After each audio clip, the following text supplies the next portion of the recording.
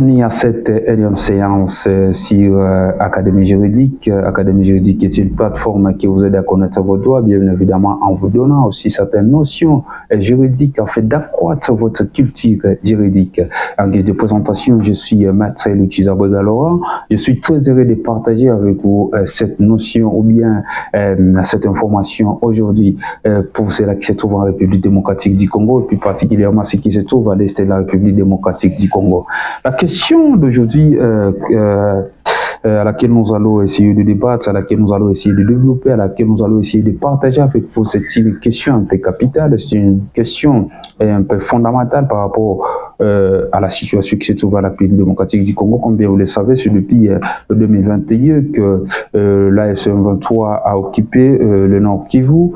Aujourd'hui, à partir du 25, bien évidemment du 15 février 2025, ils ont parvenu, le mouvement a parvenu à conquérir le territoire de la province du Sud Kivu.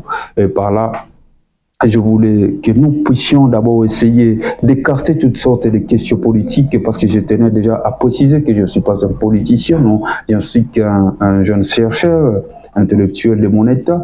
Je voulais juste que nous puissions discuter la question de la science, la question de la scientificité ou bien la question de savoir la juridicité ou bien la question de savoir la légalité des actes accomplis par les autorités qui sont nommées par le mouvement AFC 123.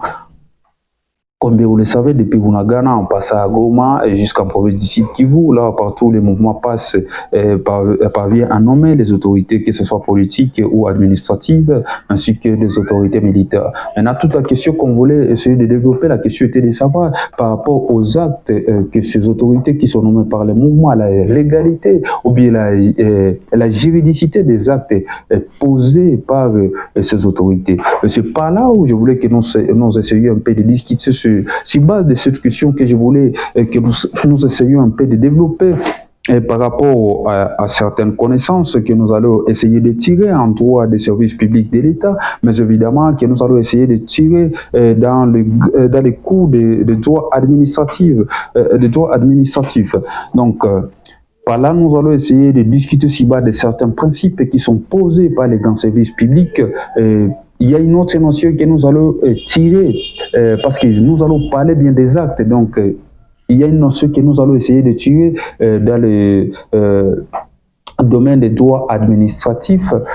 C'est avec la symbiose de ces deux cours ou bien la symbiose de ces deux notions que nous allons essayer de développer la thématique d'aujourd'hui, qui est celle de savoir la juridicité ou bien la légalité des actes posés par les autorités nommées par les mouvements 123. Est-ce que c'est une obéissance au principe de continuité de l'État ou bien c'est une question juste de régularité ainsi que d'illégalité? C'est par là que nous allons d'abord commencer par donner les principes qui ont été développés par Roland, qu'on appelle bien évidemment en service public le principe de Roland. Le premier principe, comme vous le connaissez très bien, si vous êtes praticien du droit ou bien si vous avez d'autres aussi connaissances particulières, bien vous pouvez ou ne pas être de juriste ou bien de praticien du droit, mais vous avez certaines notions ou bien certaines informations par rapport à ce domaine. Le premier principe est le principe d'égalité, qui est le corollaire ou bien la conséquence du principe d'égalité devant la loi. Donc, tous nous sommes égaux devant la loi. Je ne vais pas entrer en profondeur de ces principes. Peut-être il n'y a que deux principes que nous allons essayer de décortiquer, le principe d'égalité, pas le principe d'égalité, mais plutôt le principe de continuité des services publics de l'État et le principe de disponibilité. Donc, le principe de continuité, le principe de disponibilité que nous allons essayer de développer en profondeur. Mais comprenez, allez-y comprendre qu'avec les principes d'égalité, nous sommes tous égaux devant les services publics, que ce soit le président de la République, que ce soit, je ne sais pas, une autorité politique ou judiciaire ou militaire, tous nous sommes égaux devant les services publics. Devant la loi, nous sommes tous égaux.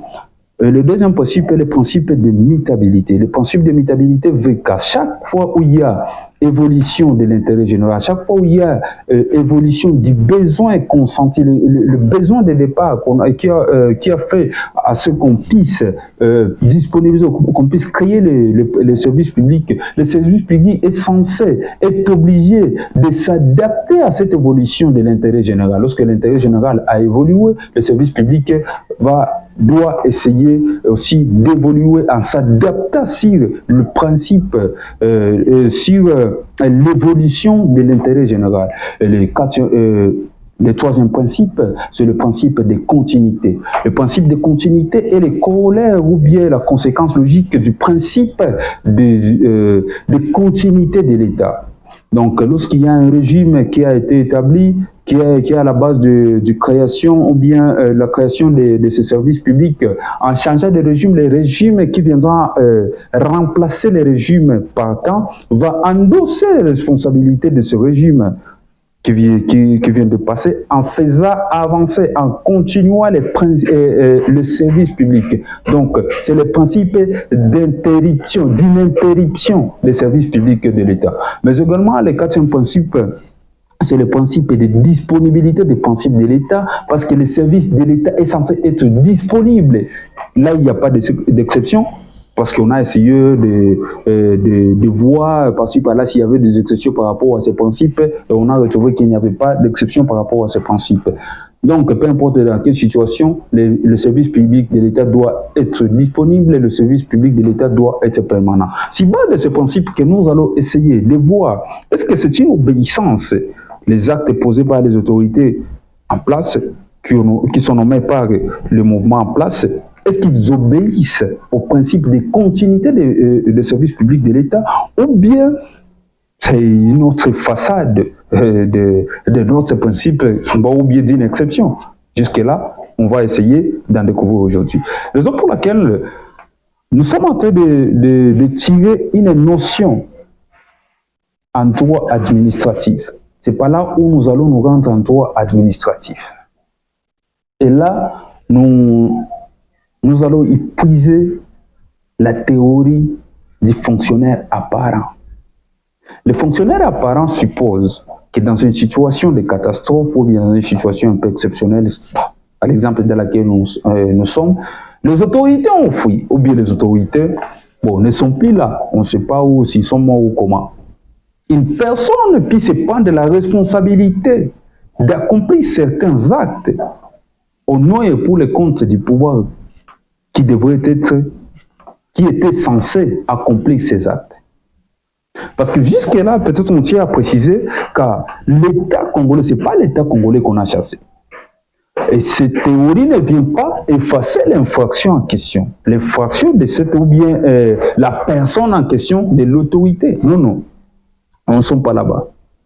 Mais cette théorie, la question de théorie, cette notion de théorie du fonctionnaire ou bien du fonctionnaire des faits vient couvrir le vice à l'égard de l'usager. Parce que l'usager a bien évidemment donné mandat, il a voté, il a donné mandat à une autorité légalement établie pour protéger ses citoyens. Mais suite peut-être à une incompétence ou bien suite à une situation que nous ne savons pas, l'autorité n'arrive pas à protéger les citoyens. Les citoyens n'ont pas de problème. Les citoyens se trouvent en califourchon entre deux situations, entre obéir à l'autorité qui est établie ou bien rester sans rien faire. Et pourtant la vie continue. Et lorsque la vie continue, le citoyen et l'usager a besoin d'arriver ou bien d'avoir accès aux services de l'État. Et par là, les autorités qui sont établies sont illégaux. Les fonctionnaires qui sont établis sont illégaux. Les autorités qui sont établies sont illégales, sont des autorités illégales. De par la procédure d'investissement. Parce que le pouvoir qui les a investis, ce pouvoir est illégal.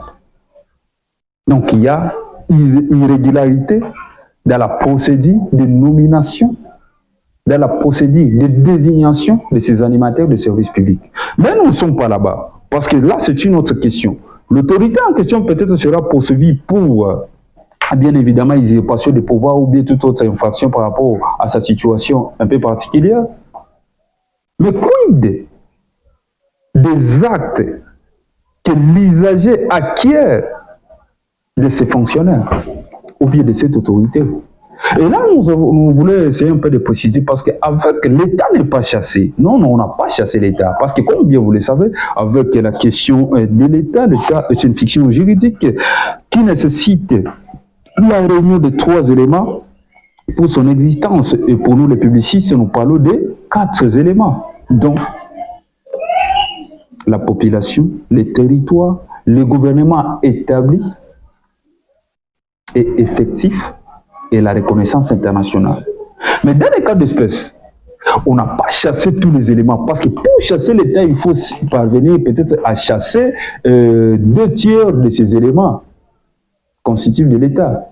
Et là, nous faisons foi avec la doctrine ou bien l'ouvrage d'un professeur turquois, M. Jamal, qui essaie de développer cette notion de l'État, l'existence de l'État dans une situation de crise.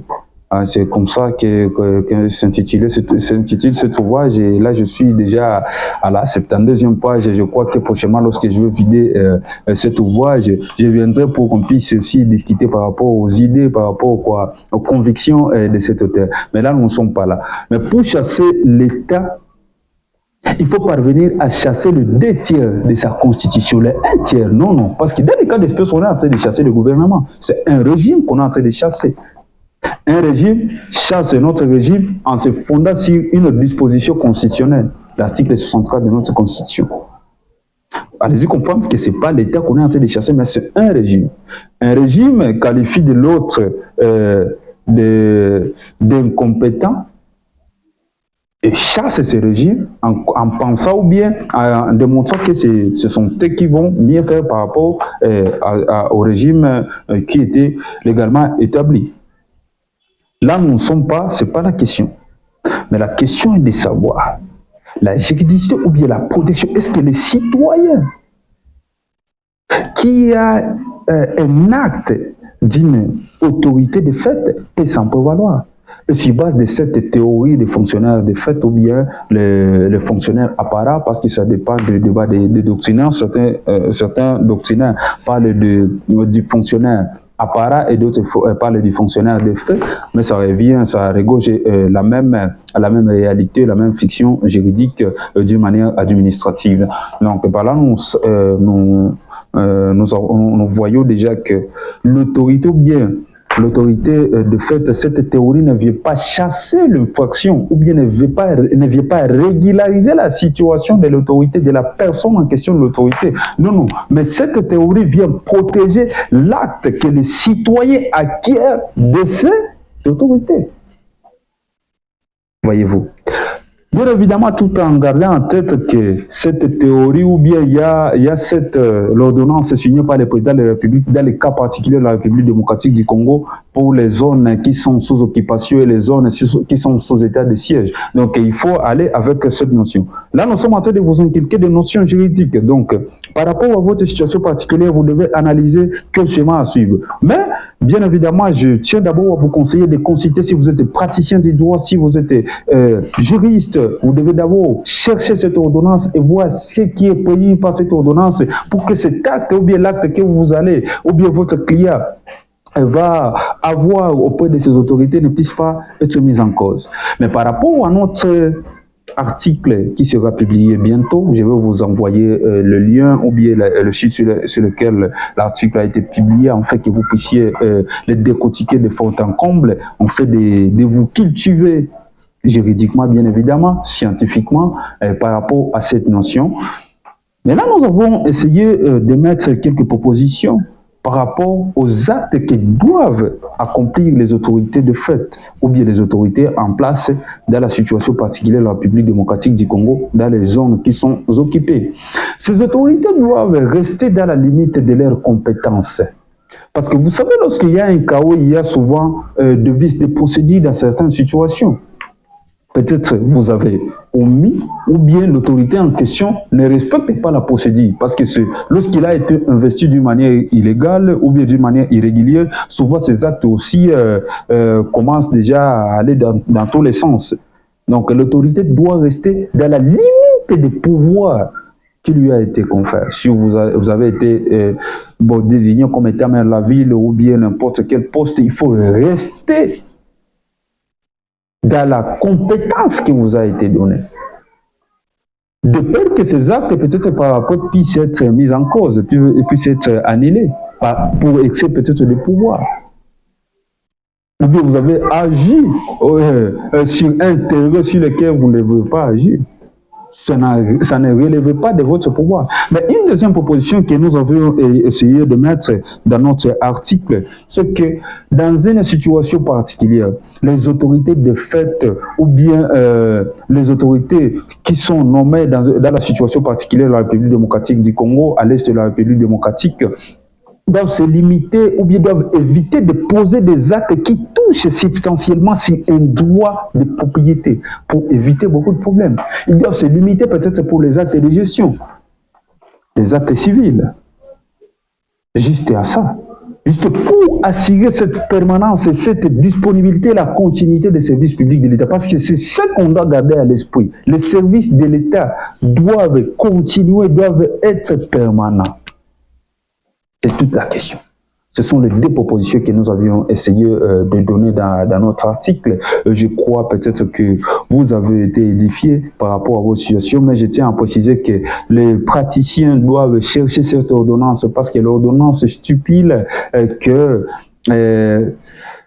cette ordonnance ou bien va être, c'est souvent on essaie de décortiquer ou bien de préciser par rapport aux actes que le conservateur de titres immobiliers, souvent c'est avec l'histoire là de fond, que les actes, les actes qui sont autorisés, les actes qui ne sont pas autorisés. Maintenant, lorsque vous voulez imposer un acte ou bien vous voulez avoir un acte par rapport à cette question, vous devez vous situer si vous serez couvert par cette théorie des fonctionnaires de fait ou bien vous serez couvert de peur que vous ne soyez sanctionné peut-être sur base des dispositions de cette ordonnance. Donc là, vous devez être un peu prudent si vous êtes praticien. Un praticien, c'est quelqu'un qui doit toujours chercher. Bien évidemment que dans cette période particulière, il y a vraiment un peu des dysfonctionnements par rapport aux praticiens de droit, mais nous sommes là juste pour nous ressourcer, nous sommes là pour apprendre, nous sommes là pour chercher toutes sortes de modifications et trouver toutes sortes de solutions sur tout, c'est un problème donné qui sera posé, qui sont dans cette situation, qui se sont dans une autre situation. Nous voici déjà à la fin de notre séance d'aujourd'hui. Merci de nous avoir suivis, merci d'avoir été avec nous. Nous croyons que vous avez été édifiés, nous croyons que cette théorie, vous allez la garder. Nous savons que vous avez ajouté un surprise sur votre culture juridique parce que nous nous sommes fixés comme objectif de savoir nos droits. Et en sachant nos droits, nous savons les revendiquer. À bientôt.